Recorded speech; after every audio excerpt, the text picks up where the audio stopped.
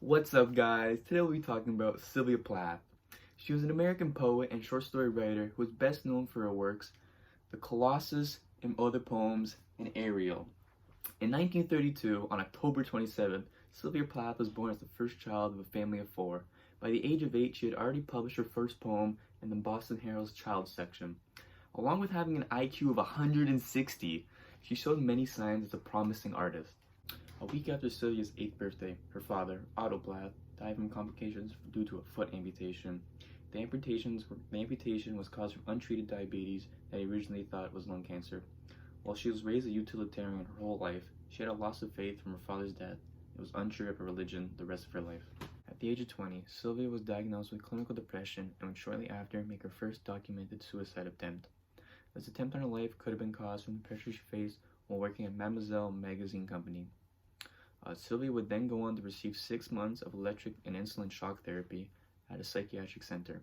After her treatment, Sylvia would then go on to study at New Hampshire College, where she would continue to write poetry and publish them in the school student newspaper. In 1956, she would then meet her soon-to-be husband, poet Ted Hughes, and they would later get married on June 16th of the same year.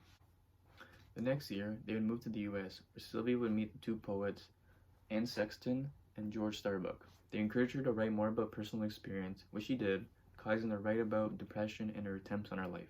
In Sylvia's lifetime, she would have 3 pregnancies, but sadly, her second pregnancy would become miscarriage, would become a topic in many of her poems, such as Parliament Hills Field. It is stated in a letter to a therapist that Ted abused her 2 days before the miscarriage.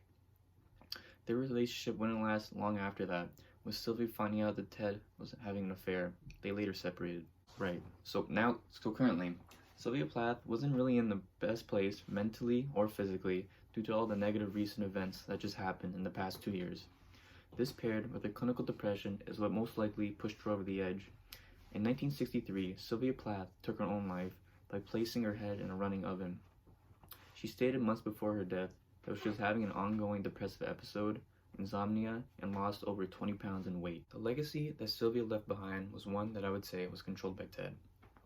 Since Sylvia and Ted were still legally married at the time of her death, Ted inherited Sylvia's estate, which included all of her written work. He's been content repeatedly for burning Sylvia's last journal, saying he didn't want her children to read it. He also lost another one of her journals and an unfinished novel.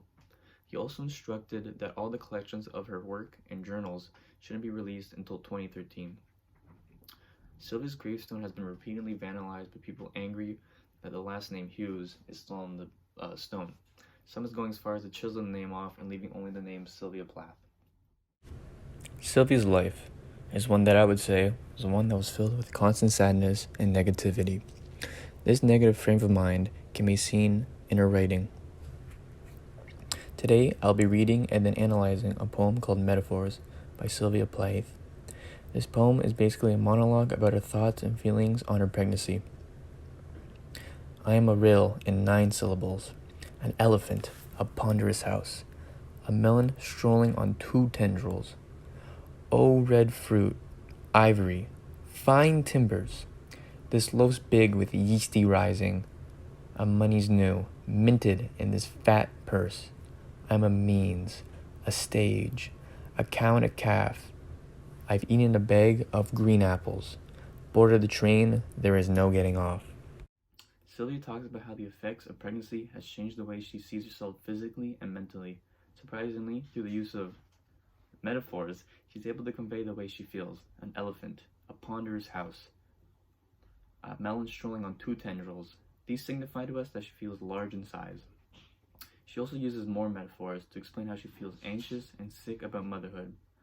I've eaten a bag of green apples. If anyone was to eat a whole bag of apples, they'd feel sick and nauseous. Lastly, Sylvia states that she feels like she may lose her worth as a person after giving birth. This is shown to us in line 7. I'm a means, a stage. Overall, Sylvia's poem, Metaphors, is about how pregnancy has changed her physically and given her new fears. But no matter how much she worries, she's still in the train that she can't get off.